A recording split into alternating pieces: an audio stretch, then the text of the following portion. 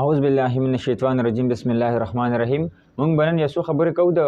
کیلشیم د وټامین ډي د آیرن ډیفیشنسي په باره کې. دای په باره کې یو څو خبرې کوو. مونږ به د کیلشیم شو یا وټامین ډي شو یا آیرن شو کله چې د ډیفیشنسي راشي نو مونږ ته څه کول پکار دي، مونږ دا سپلیمنټس چې کوم دي دا مونږ کم ټیم اچول پکار دي، کم ټیم استعمالول پکار دي، د دې به فایده مونږ ته سي، د دې به نقصان مونږ ته سي. د دې په باره کې یو څو خبرې مونږ کوو. کسان چې کله مونږ ته راشي ډاکټر صاحب مونږ چې کله مونځ کوو یا چې کله کینو یا پاسو نو زمونږ د ګوډو आवाज راځي، ټک आवाज راځي، ټکارې کوي. چې لکه کینو یا چې پاسو نو زموږ د ګوډي ټکار کوي، چې سجدې ته لاړ شو زموږ د ګوډي ټکار کوي، جوړونه زموږ خوږېږي ورسره.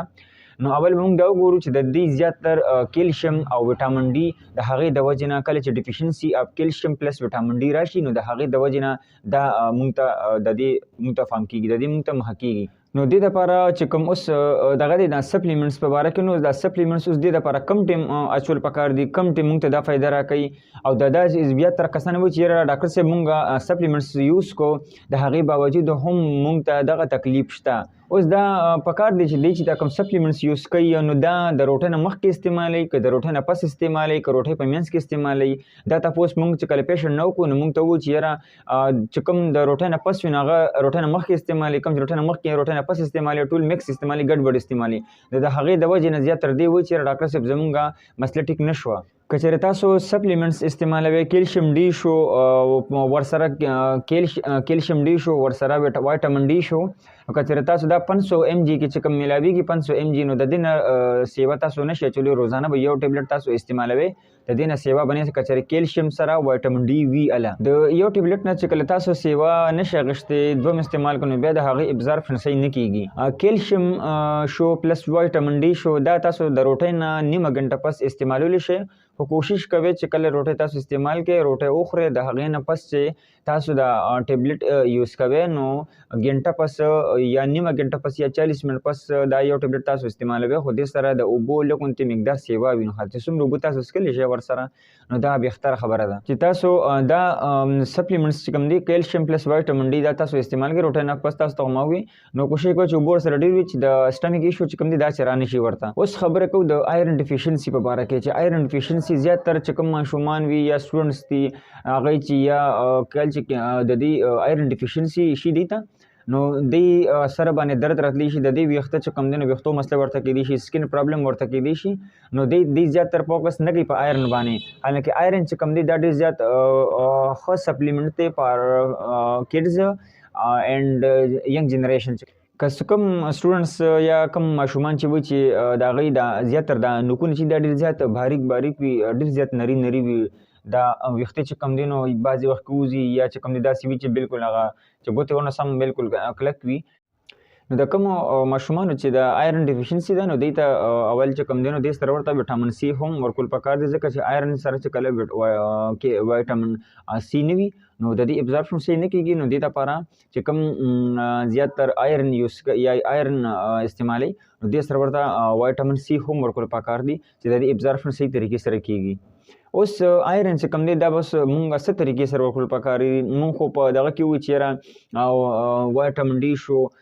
پلس کیلشیم چې کوم سپلیمنټس دي دا هم مونږ د روټۍ نه چې کوم دی نیمه ګنټه پس یا ګنټه پس استعمالولی شو. اوس آیرن چې کوم دی دا بس مونږ کم ټیم استعمالو.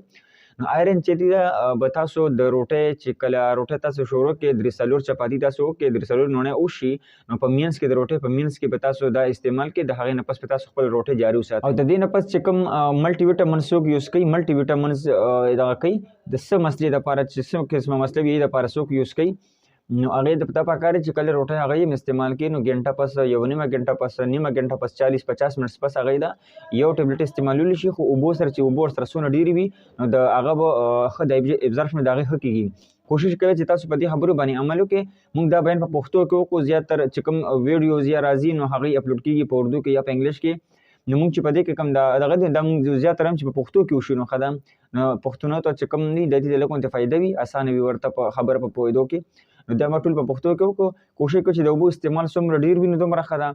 او ټیبلټ چې کوم دی نو دی خپل چې کوم پام وي نو دا د 500 نه سیوا کوشش کوو چې دا مه استعمالوئ، یو ټیبلټ استعمالوئ په ورځ کې. دا آیرن چې کوم دی آیرن کې او پلس ویټامین سی چې کوم سپلیمنټس دي نو دا د روټۍ په منځ کې استعمالوئ. روټۍ په میاس کې نه پس تاسو خیر دی بیا روټۍ استعمال کې روټۍ چې کله تاسو وخورئ د هغې نه پس بس تاسو دغه تاسو لپاره کافي دی. امید در به کوم چې تاسو به ټول ښه او که زموږ تاسو دا ویډیو تاسو ګورئ نو مهرباني وکړئ چې زموږ دا چینل سبسکرایب کړئ چې موږ روزانه یو ویډیو کوو چې د هغې نه تاسو ته څه فایدې در رسي د هغې دا بیل آیکن هم دبوکئ. والسلام. السلام علیکم. امید در به کوم چې تاسو به ټول ښه. موږ وختي یو ویډیو جوړه کړې ده د هغې دا اوس پارت 2 دی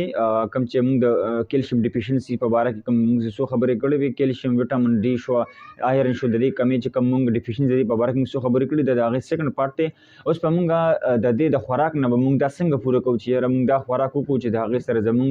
که چېرې موږ ټبلیټ نه استعمالو چې دا موږ استعمال کوو کوم چې خوراک چې موږ دغه کړی دی چې موږ دا استعمال کوو چې د هغې سره دا برابر شي. تاسو به داسې کار وکړئ چې لوټس سیډس په نوم باندې راځي 60 ګرام به تاسو دا واخلئ نو دا به داسې ککړې وي داسې پتیلې وي چې څه قسمه داسې وي په هغې کې به دا واچوئ او دې پسې به اور لاندې بلوئ نو کم از کم 10-15 منټ دا تاسو به وړه کوئ چې دا کله ګرم شي نو دا به داسې لږ چوره کېږي چې په ګوتو کې دا داسې راولي دا به چوره شي داسې نو دا په جوسر باندې به موږ دا ووهو دا بیا سیټ ته کېږدو بیا به ورسره 100 ګرام چې کوم دی نو دا به ورسره بیا راواخلو بادام به مونږ میده کو په جوسر باندې به دا به سیټ ته کېدو بیا به ورسره 100 ګرام چې کوم دی دا به ورسره مونږ توره چڼه تاسو به پېژنئ توره چڼه به ورسره بیا واخلو نو هغه به مونږ هم په جوسر باندې ووهو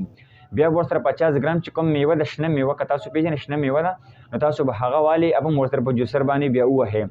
بیا به دې سره 50 ګرام چینی شوه هغه ورسره شامله کړو مونږ چې کوم خوراک دا په جوسر باندې ووخو نو بیا په دې کې به تقریبا 15 چمچې ګبین اوریجنل کوم ګبین چې خالص ګبین دی دا پکې واچو دا په دې باندې میکس کو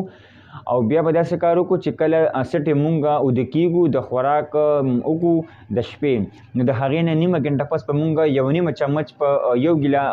پیالې پې به ګرمې وکړو چې داسې ګرمې وي چې مونږ هغه د سکولو وي کله چې مونږ دا ټول خوراک را یو ځای کړو نو په دې کې مونږ